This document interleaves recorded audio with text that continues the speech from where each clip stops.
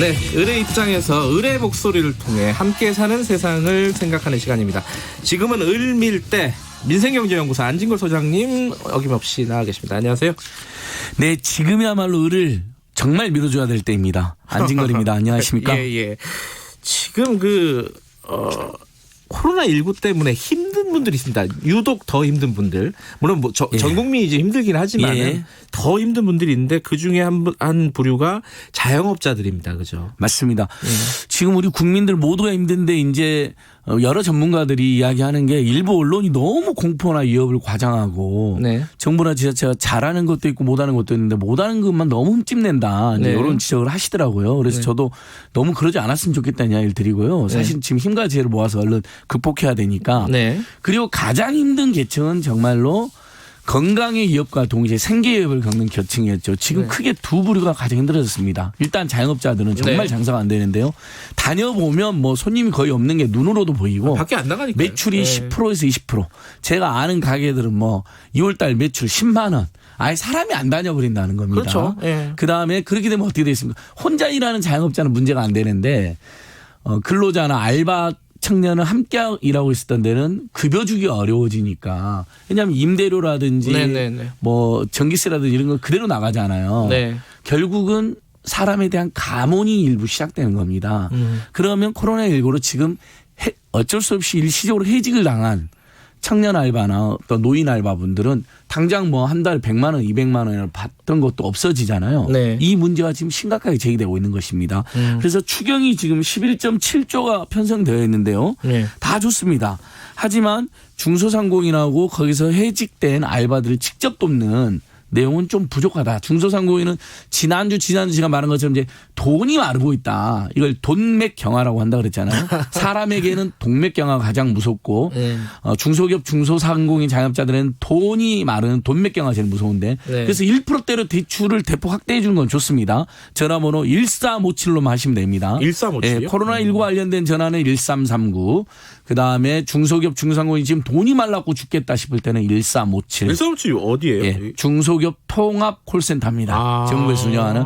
그러니까 대한민국이 보면 이런 시스템이 굉장히 잘 되어 있습니다. 갈수록 발전했는데 다만 지금 건물주 중소상공인 자영업들 가장 필요한 게 뭘까요? 뭐 임대료 인하 이런 거 아니겠어요? 임대료가 100만 원에서 200만 원 나온다고 칠 때 그걸 줄 돈이 없는 거거든요.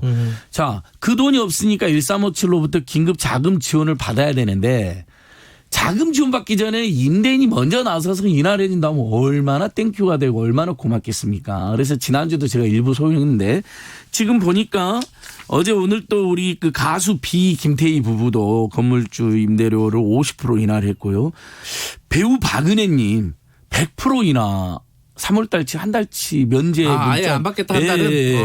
뭐 대구에서도 어떤 청년 사업가가 1,300만 한 달치를 다 안 받아서 화제가 되고 그 갈비 프랜차이즈는 프랜차이즈 본사가 자기 가맹점 한 5, 600개 되는데 한 달치 임대료 보니까 23억이에요. 그걸 100% 내줬습니다. 대단하죠.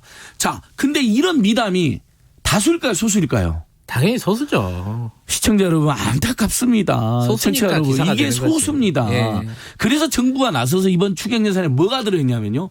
임대인이 임대료를 깎아주면 그중에 50%를 정부가 지원해 주겠다 되어 있습니다. 즉 100만 원을 깎아주면 50만 원을 세금으로 세정 지원해 주겠다는 거죠. 맨 뒤에 나중에. 자, 이건 굉장히 좋은 정책인데 논란이 생겼어요. 그렇죠. 자, 왜 논란이 생겼냐. 아니 세입자들한테는 중소자영업자들한테는 1%대로 대출해 주면서 건물주들에게는 어쨌든 무상으로 나중에 세금으로 지원해 준다면 말이 되냐 이런 논란이 붙었더라고요. 그래서 제가 자세히 살펴봤어요. 그 논란은 약간 과장된 논란입니다. 아, 그래요? 자, 그러면 언뜻 보기에는 세입자에게는 1%대 대출을 해주고 건물주에게는 50%를 어쨌든 나중에 돈으로 준다는 거 아니에요? 채워주는 걸로 되어 있지만 그 전제가 그 건물주가 반드시 세입자한테 100만 원을 기준으로 할게요. 100만 원을 지원을 해줘야 됩니다. 깎아야 됩니다. 깎아주면 100만 원 손해를 봤을 때 그럼 그 이익은 누가 보죠? 뭐 임차인들 거기에 들어가 있는 임차인이 봅니다. 그러니까 임차인이 이미 100만 원 이득을 보고 들어가는 거고요. 건물주는 100만 원 손해를 보고 들어가는 거고 다만 그 중에서 건물주가 50만 원 손해를 보고 정부가 50만 원 손해를 보고 지원해 주는 겁니다. 고통분담으로. 그러니까 언뜻 보기에는 세입자에게는 대출을 건물주에 직접 지원인 것 같지만 그 전제는 반드시 세입자에게 2배로 깎아줘야 된다. 정부가 50만 원을 주면 100만 원을 주면 200만 원을 깎아줘야 되고 이렇기 때문에 그 논란은 조금 빗나갔다고 저는 생각하고요. 다만 문제는 제가 현장에서 세입자들 물어보면 이 대책을 되게 기다리고 계세요. 좋아하세요. 그런데 건물주들이 모르고 있다거나 알면서도 모른 척 한다는 거예요. 그러니까 그렇다면 정부나 지자체가 지금 해야 될 일은 대대적으로 홍보를 해야 되고요. 그다음에 모두가 동참할 수 있는 사실 착한 일도 강요하면 안 되긴 하지만 저는 지금 비상 상황이기 때문에 좀 착한 임대인 운동을 좀 강권해서라도 좀 많이들 이제 듣는 건물주 선생님들은 좀 불편하실 거예요. 정말 죄송합니다. 저도 이런 말씀 드려서. 제가 원래 아무리 좋은 일도 절대 강요하면 안 된다라는 철칙을 가지고 살아왔거든요. 그러니까 기부도 절대 강요하면 안 된다. 이번에 무슨 연예인 한 분이 100만 원 기부했다고 막 비판 댓글 날렸던데 좀 너무하더라고요. 절대 그러시면 안 됩니다. 100만 원이든 10만 원이든 있는 대로 형편껏 내고 마음껏 내는 거죠. 그 마음이 좀 작다고 지적하시면 안 됩니다. 그런데 저는 이번에는 정말 세입자들 정말 죽게 생겼거든요. 그래서 좀 전체적으로 좀 호소를 세게 해야 된다.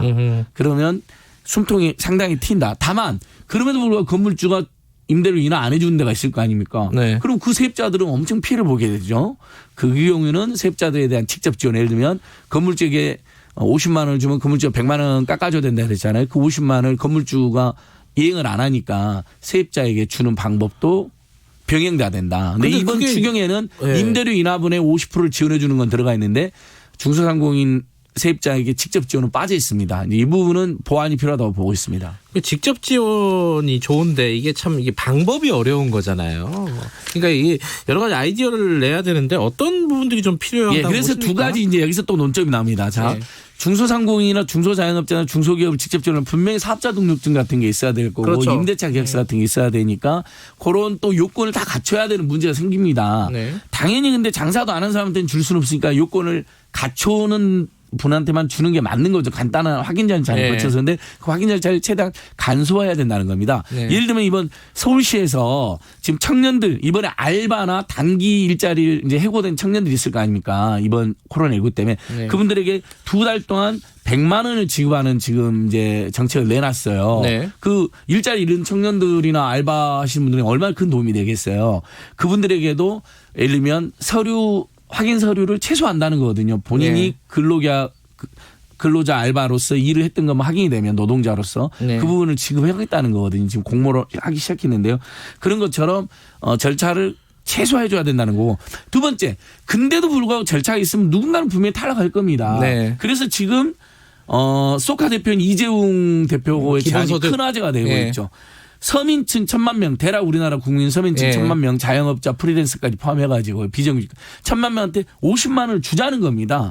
그러면 지금 추경에서 11.7조인데 50만 원 하면 5조 원이잖아요. 지금 당장 마스크 살 돈도 없고 생활비도 상당히 부족하고 예를 들면 최저임금 받는 노동자 입장에서도 원래 마스크라는 변수가 없었는데 지금 한 달에 4인 가구 기준으로 하루에 뭐 1,000원짜리만 해도 4,000원이고 요새는 한 달에 넘어요. 그러니까 지금 아무리 싸도 3, 4,000원까지 해버리고 아무튼 재난 상황에서 요금 많이 받는 사람들은 전부 저는 다 나중에 혼내줘야 된다고 생각하는데 그건 일단 나중에 이야기하더라도 그러니까 50만 원이 줘야 된다. 이게 지금 설득력 가지고 있고요. 어저께 보니까 그 민주당 후보 10명이 긴급 제안을 했더라고요. 이번 추경 김부겸 후보도 지적을 했습니다. 11.7조로는 부족하고 그 내용도 부족하다. 지금 당장 국민들에게 필요한 것은 생활 자금이다. 50만 원이든 30만 원이든 70만 원이든 진짜 줘야 되는데 그 기준을 이렇게 놨다. 소득 70% 이하. 그러니까 우리가 지금 기초연금이라든지 또 어르신들 통신비나 기준이 전체 소득에서 70% 이하 어르신들에게 기초연금을 지급하잖아요. 그래서 전 국민 중에서도 소득 70% 그러니까 이제 국민 중에 70%에 해당하는 빈민, 서민, 중산층들에게 50만 원이든 70만 원이든 지원하자. 직접 지원하자라는 제안을 했는데 저희는 지금은 이게 꼭 필요하다. 알겠습니다. 이 여러 가지 지금 코로나19로 힘드신 분들을 위한 정책들이 빨리빨리 좀 이게 지금 속도가 중요하지 않겠습니까? 속도가 매우 중요하고 건물주도 또 빨리 지금 세입자들이 뭐 하는지 아세요? 연명해가지고 건물주한테 호소하는 게 지금 전국으로 유행합니다. 알겠습니다. 제발 도와주세요. 오늘 여기까지 듣겠습니다. 고맙습니다. 예, 도와주십시오. 살려주십시오. 일들을 고맙습니다. 민생경제연구소 안진걸 소장님이었습니다. 지금 시각은 8시 49분입니다.